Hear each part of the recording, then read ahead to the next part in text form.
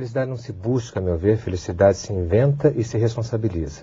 Seriam as duas coisas que eu pensaria a respeito. Como se responsabiliza a felicidade? Se inventa, por que se inventa? Porque na relação do homem com o mundo existe sempre um descompasso. Existe sempre alguma coisa que não pode ser dita, nem nunca será, como diria Chico ou Milton. Existe sempre algo que vai estar faltando. E não adianta ficar eternamente buscando, se queixando sobre esse algo que falta. Há que se inventar, ponto primeiro. E há que se responsabilizar por essa invenção e passar no mundo.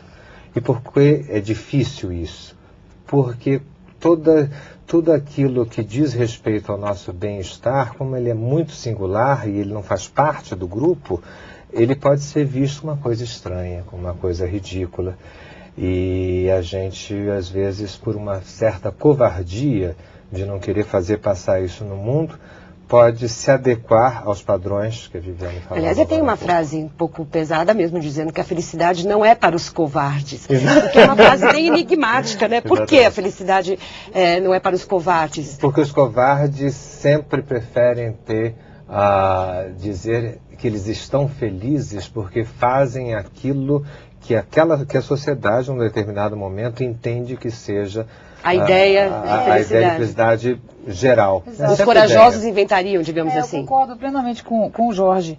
A gente inventa a felicidade. E inventar é criar, construir alguma coisa no que você tem, no que você vive. Né? E isso implica em coragem. Então,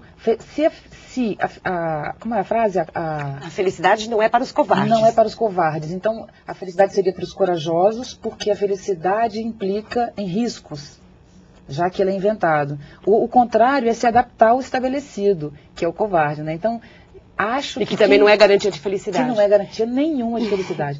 E acho que... Não, é garantia de infelicidade. De infelicidade.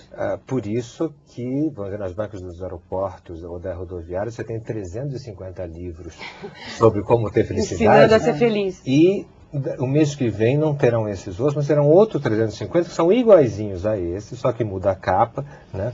E é um mercado fantástico, porque todos esses livros, tipo de venda de felicidade ou de autoajuda, como eles estão condenados a não darem certo, eles serão sempre reproduzidos. Então... Uma nova fórmula, uma pequena sugestão a mais. Então, não deu certo, mas agora se você ler este daqui, agora você obterá aquele que... E o que eles oferecem, em geral, são fórmulas, as mesmas, né? São fórmulas, e fórmula de fato não existe.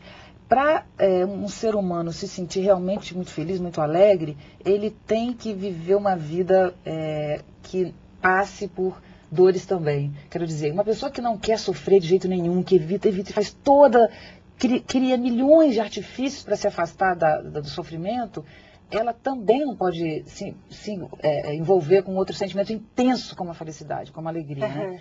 Então não tem muito o que por isso a covardia. Por isso dá até medo ser feliz. Porque a vida é muito, muito forte, né? A vida é uma variação enorme de coisas e acontecimentos e tal. Então viver essa variação é muito interessante. Ao invés de fugir da dor, aprender a se relacionar com ela sem sofrer tanto, né? Aprender a negociar com a dor, acho que produz alegria. De toda forma, a gente não vive numa época fácil.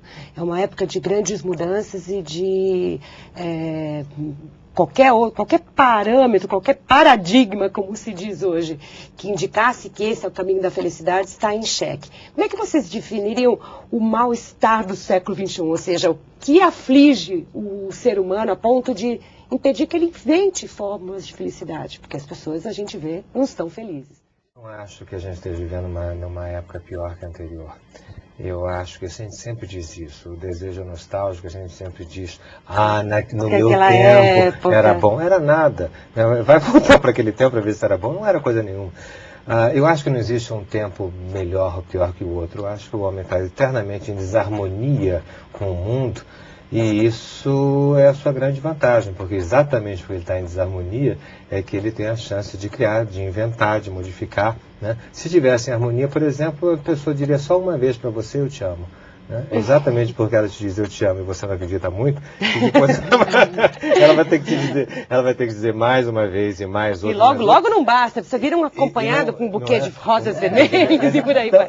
Sempre, né? Quer dizer, o que seria da poesia, da ficção, da literatura, né? Se as coisas fossem tão objetivas e a gente pudesse realmente encontrar essa absoluta justaposição. Seria o fim de tudo isso, seria chatíssimo.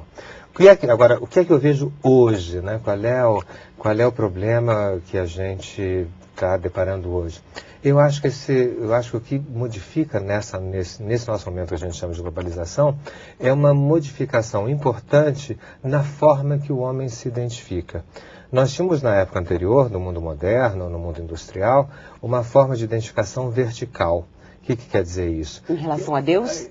Quer dizer, na religião em relação a Deus, na família em relação ao pai, na empresa em relação ao chefe, na cidadania em relação ao país. Né? Então, veja, todas essas... Ao rei, ao poder. Ao rei, ao poder. Então, nós tínhamos uma forma, um ethos, uma ética sempre vinculada a esses elementos verticais que a gente poderia datar, Viviane tocou rapidamente nisso, a gente poderia datar do início do iluminismo, quer dizer, por volta de 1700, aonde sai Deus e entra a razão, né?